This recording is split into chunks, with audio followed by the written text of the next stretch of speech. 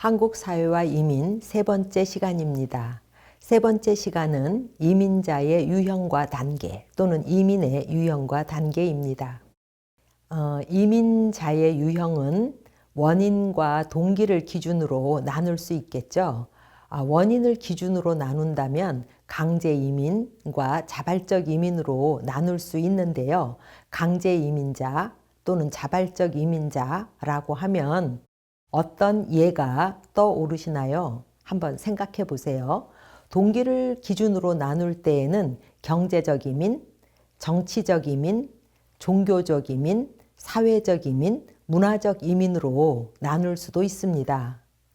이러한 유형으로 우리가 나누었을 때 문제점이 무엇이라고 생각하는지도 한번 생각해 보기로 하죠.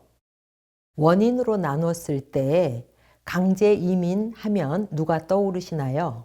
예, 노예가 떠오르죠. 그래서 아프리카에서 노예로 붙잡혀서 미국이라든지 중남미로 끌려갔던 사람들이 있죠. 오늘날은 강제 이민이라고 하면 강압적으로 이민을 할 수밖에 없는 상황에 처한 사람들, 즉 전쟁, 난민들을 이야기하기도 하죠. 그럼 자발적 이민자란 강제 이민과 아주 반대되는 개념으로 자신들이 원해서 자발적으로 이민을 간 걸 얘기해요. 그러므로 똑같은 19세기라고 해도 유럽인들은 자발적으로 미국으로 대규모 이민을 간 거에 비해서 아프리카 사람들은 강제적으로 노예로 미국으로 끌려간 거죠. 동기를 기준으로 나눴을 경우에 경제적 이민, 당연히 많은 돈을 벌기 위해 미국으로 이민 가는 경우, 정치적 이민, 정치적 탄압을 피해서 가는 경우, 종교적 이민, 그 나라에서는 종교적인 자유가 없어서, 그러니까 이슬람 국가에서 기독교인이라든지 또는 기독교 국가에서의 이슬람 종교라든지, 그래서 자신이 믿는 종교를 자유롭게 믿기 위해서 종교 때문에 이민을 가는 경우도 있고요. 자녀의 교육을 위해서 가는 경우를 우리가 사회적 이민이라고 불러요. 최근에는 한국으로 K-팝이 좋아서 한국으로 이민을 오는 경우도 있어요. 그런 경우를 우리는 문화적 이민이라고 부릅니다. 그런데 경제적 이민, 정치적 이민, 사회적 이민, 문화적 이민 이렇게 나누는 것의 문제점은 뭐라고 생각하시나요? 맞습니다. 우리가 경제적 이민 한 가지만이 아니고 경제적 동기도 있어요. 그런데 자녀의 교육도 중요하고 종교적 자유도 중요하고 여러 가지가 복합적인 경우가 많다라는 거예요. 그래서 이유가 딱 한 가지가 아니라는 거죠. 그래서 어떤 딱 하나, 이 사람은 경제적 이민자지 사회적 이민자가 아니다. 이렇게 딱 끊어지기가 어렵다는 거예요. 그 경계가 매우 모호하다라는 것이 이제 문제죠. 특정 계절에만 이민하는 경우는 계절 이민자라고 부르고요. 그 다음에 통상 1년보다 짧거나 또는 5년보다 짧은 경우를 단기 이민이라고 부르고요. 장기 이민은 영주 이민이거나 영주 트랙으로 들어오는 경우를 퍼머넌트 마이그레이션, 장기 이민이라고 부르죠. 근데 우리가 이민의 동기에서는 이게 경제 이민인지 문화적 이민인지 종교적 이민인지 점점 모호해진다고 하는데 이민의 기간은 굉장히 짧거나 특정 계절이거나 이런데 이것도 모호해지느냐? 예, 이민의 기간도 모호해져요. 단기 이민으로 들어왔는데 장기 이민이 되는 경우도 있고요. 또는 장기 이민으로 들어왔는데 다시 돌아가서 단기 이민이 되는 경우도 있습니다. 네 번째로는 이민하는 경우에 주체가 누구냐라는 거죠. 그래서 아버지가 직업을 얻어서 이민을 간다. 그러면 그 아버지가 이민의 주체죠.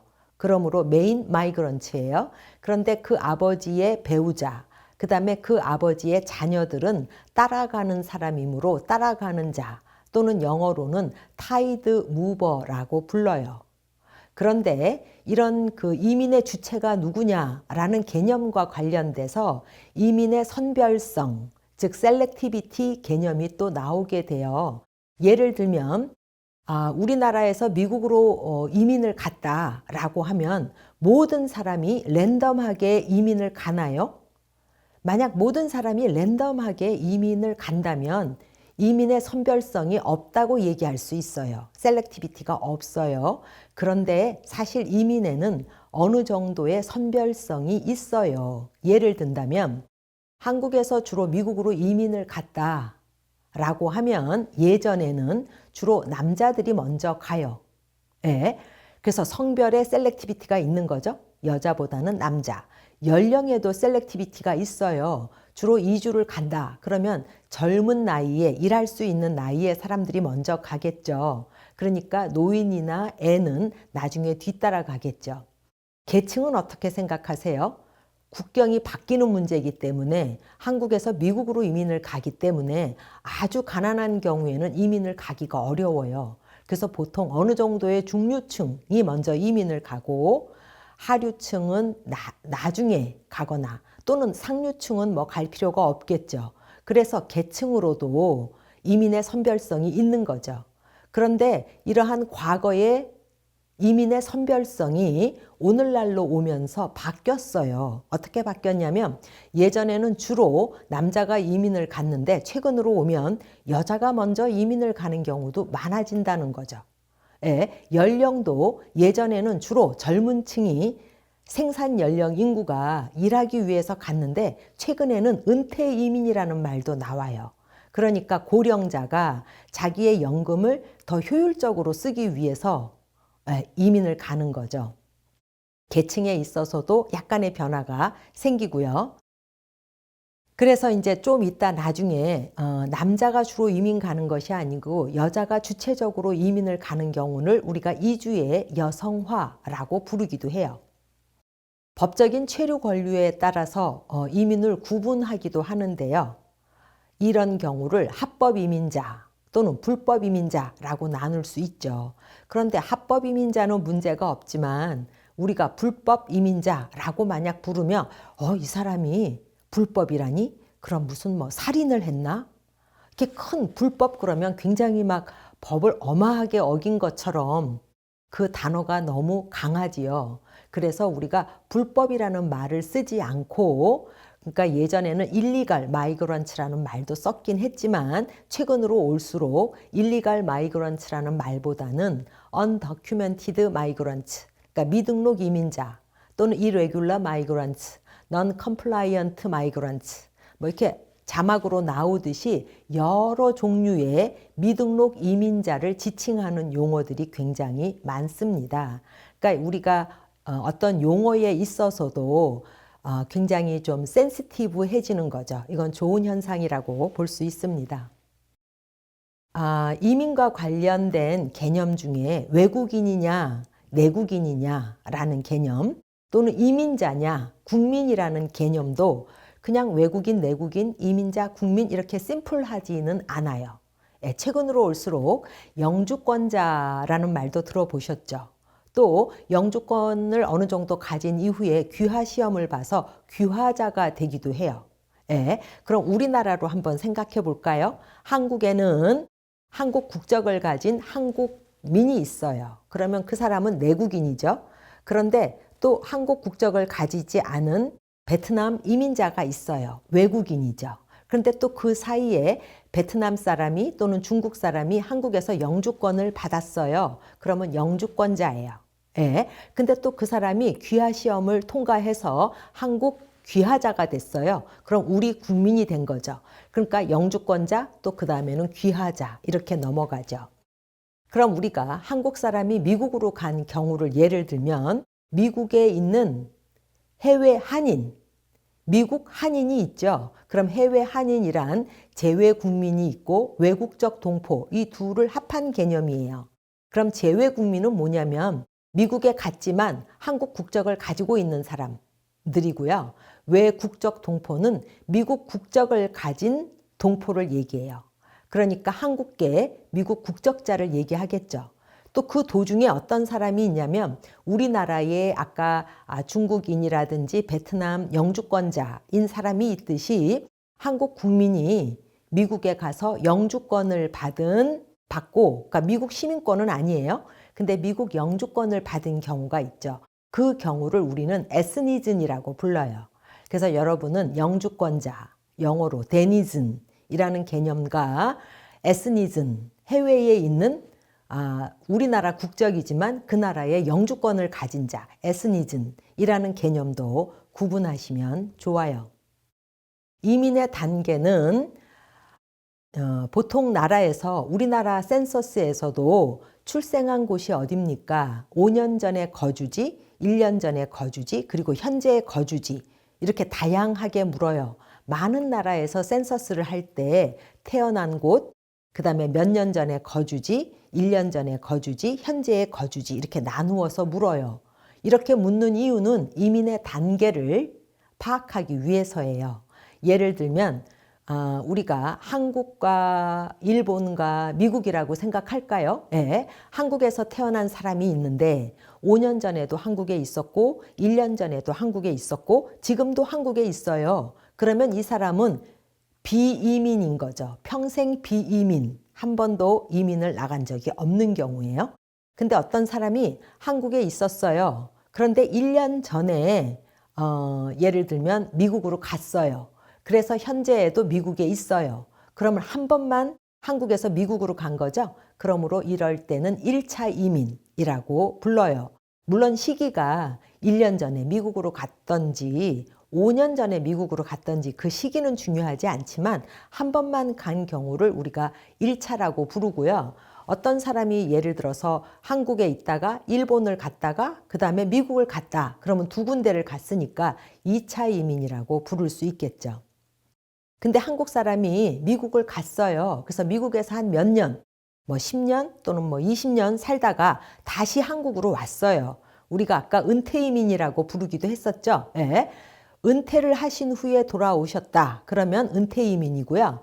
아직 은퇴할 나이가 아닌데도 한국을 왔다. 그럴 경우에는 귀환 이민이라고 불러요. 많은 동포들이 호주에 사업 이민으로 가셨는데 호주에서의 사업 기회보다 오히려 한국에서의 사업 기회가 더 밝다. 그래서 갔다가 돌아오시는 분들도 많거든요. 그런 경우를 우리가 귀환 이민이라고 부르고요. 또 어떤 분은 그래서 이제 부인과 아이들은 호주에 계속 있고 그 한국 남자분이 한국과 호주 사이를 왔다 갔다 하기도 해요.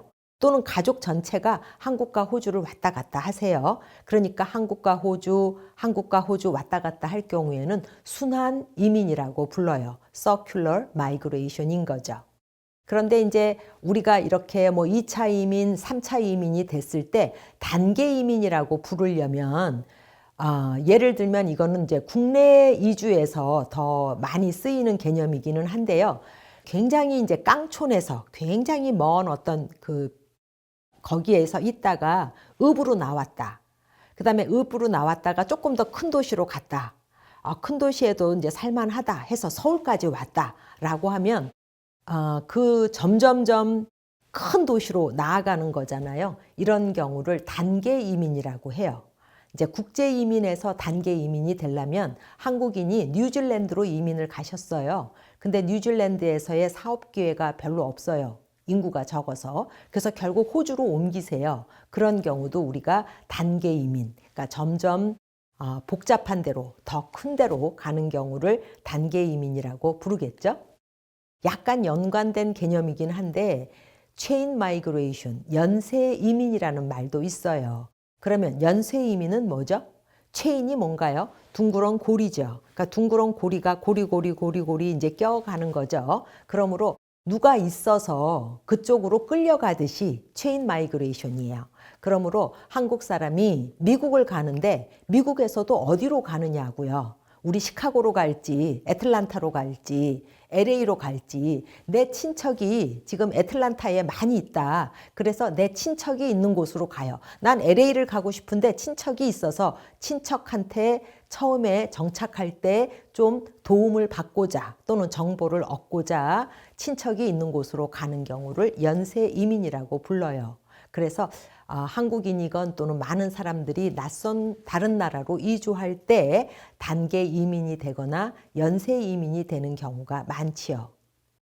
이민에 최근 변화들이 있는데요. 아까도 말씀드렸지만 유형별로 또는 단계별로 우리가 이렇게 유형을 짓는 것이 점점 모호해지고 있다는 거예요. 예를 들면 단기 이민이 장기 이민이 되기도 하고 장기 이민이 단기 이민이 되기도 하고 그런 얘기를 아까도 말씀드렸죠. 예를 들어 볼까요? 독일에는 터키 출신 이민자가 많대요. 예, 독일에 터키 출신 이민자가 많은데 사실 이 터키 출신 이민자들은 독일이 게스트워커 프로그램, 초청 노동자 제도를 썼을 때, 그러니까 60년대 굉장히 많이 썼고요. 73년부터 게스트워커 프로그램을 중단했어요. 그래서 73년부터는 게스트워커로 온 터키 사람들이 터키로 돌아갔으면 터키로 돌아가는 것을 장려하는 정책을 폈지요. 그런데 일부의 사람들은 돌아갔어요. 그런데 73년 이후 또 많은 터키 사람들은 그 당시 터키로 돌아가 봤자 일자리가 별로 없어서 그냥 독일에 남은 사람들도 많아요.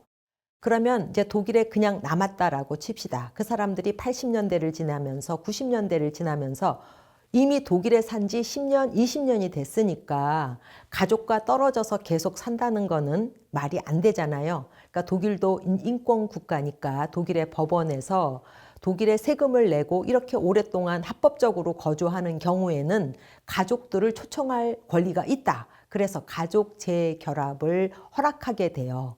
그러므로 터키에 있는 이 사람의 가족들 또는 자녀들이 다 독일로 들어왔겠죠. 그래서 독일 내에 터키계 이민자 커뮤니티가 구성이 돼요. 그래서 지금 독일에서 가장 많은 이민자 집단 중에 하나가 터키계 이민자인 거죠. 그러면 시작은 단기 이민이었지만 결국은 장기 이민 또는 영주 이민이 된 경우잖아요. 그러므로 우리가 단기 이민이냐 장기 이민이냐라는 구분이 점점 모호해진다는 거죠. 그래서 이렇게 1차 이민이냐 2차 이민이냐 뭐 단기냐 장기냐 이런 거에 구분이 모호해지는 이유는 최근에 순환 이민이 증가하기 때문이에요. 그럼 순환 이민이 뭐예요? 서큘러 마이그레이션이죠. 그러니까 이민이 돌고 돈다라는 거예요. 그런데 이민이 왜 어떤 장소로 가서 그 장소에 계속 있지 않고 왔다 갔다 또는 계속 이렇게 도는 현상이 생길까요?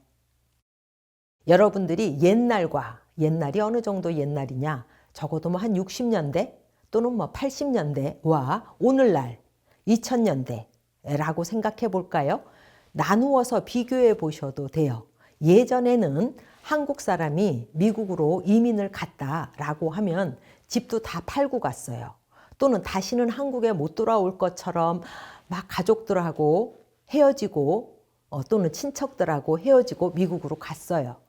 근데 오늘날 우리 2020년 또는 뭐 2010년대에 한국 사람이 미국으로 간다 또는 호주로 간다 하면 미국에 도착했어요. 또는 호주에 지금 도착을 했어요. 80년대 또는 60년대 말할 것도 없고요. 80년대와 2000년대 한국과 미국 사이의 비행기 값을 한번 생각해 볼까요? 네, 제가 미국에 유학을 갔을 때에는 저희 때에는 미국에서 공부가 끝날 때까지 우리 보통 사회학으로 박사 학위를 받으려면 한 6년, 7년 걸렸거든요. 그 6, 7년 사이에 한국을 잠깐 방문한다? 생각할 수도 없는 일이었어요. 왜?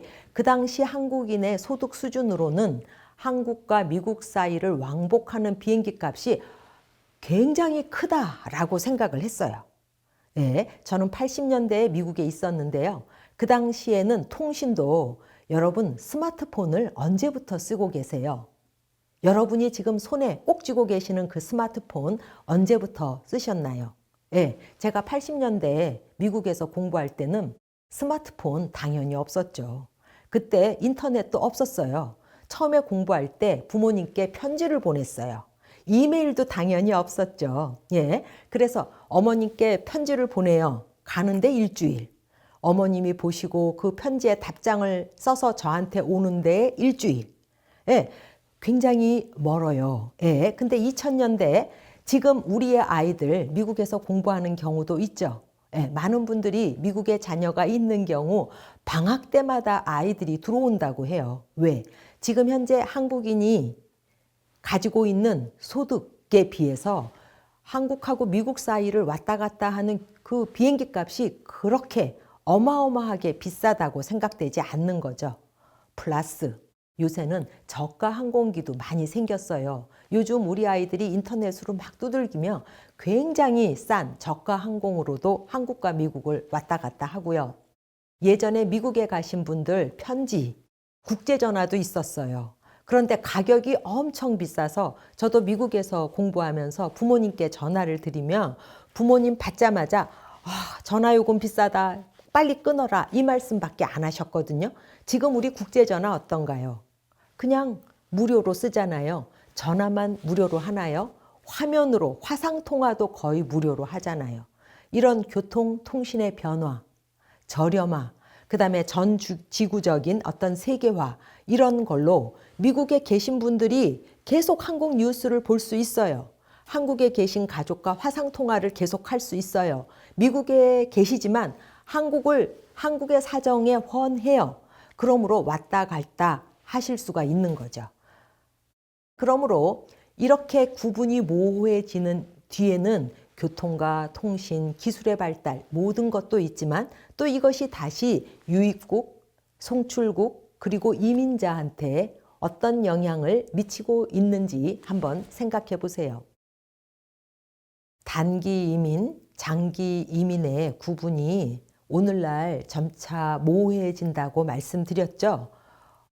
이런 것들이 유입국, 송출국 그리고 이민자한테 미치는 영향은 무엇일까요? 초국가주의의 대두입니다. 저희 이제 사회과학에서는 초국가주의라는 말하고 탈국가주의라는 말을 구분하고 있습니다. 초국가주의는 영어로 트랜스 내셔널리즘이고요. 탈국가주의는 포스트 내셔널리즘이에요. 그러면 탈국가주의라는 거는 국가를 넘어섰다라는 거예요. 예. 초국가주의는 트랜스니까 양다리를 걸쳤다는 거예요. 그러므로 유입국, 송출국, 한국과 미국이라면 한국과 미국의 양다리를 다 걸치고 있는 상태를 초국가주의라고 보시면 되고요. 한국과 미국 사이에 탈국가주의라는 거는 한국도 관계가 없고 미국도 관계가 없다라는 거예요. 그러므로 EU 내에서는 독일 사람도 프랑스로 가서 일할 수 있고 영국에 가서도 일할 수 있고 자유롭게 이동한다라는 개념에서는 탈국가주의가 맞지만 EU를 제외한 거의 대부분의 나라에서는 아직 탈국가주의까지 간 상황은 아니고요.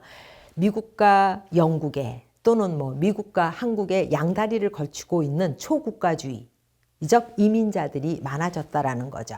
그럼 조금 더 현실적인 걸로 본다면 디아스포라라는 개념 자체도 느낌이 굉장히 달라져요. 그러니까 예전에 단기 이민과 장기 이민의 구분이 확실했던 그 시절에 디아스포라라고 하면 대표적인 예가 유태인인데요. 독일에서 추방을 당했다. 또는 옛날 스페인에서 유대인들이 추방을 당해서 옛날에 이제 러시아로 가게 돼요. 그럼 다시는 그 자기가 살았던 스페인이라든지 고향으로 돌아갈 수 없는 거예요. 그러므로 디아스포라 슬픈 존재였어요. 그런데 오늘날의 디아스포라 우리 중국이 그렇게 빠른 시간 내에 발전할 수 있었던 이유는 동남아 화교들이 중국의 그 해안 도시한테 공장을 많이 세우고 거기에 많은 투자를 해서 그렇다라고 들어보셨죠. 그럴 경우에 디아스포라, 화교, 거의 중국의 경제 발전을 이끈 영웅이다. 그래서 과거 디아스포라 슬픈 존재에서 오늘날 굉장히 그 나라의 중요한 존재로 디아스포라의 의미가 바뀌었다는 거죠.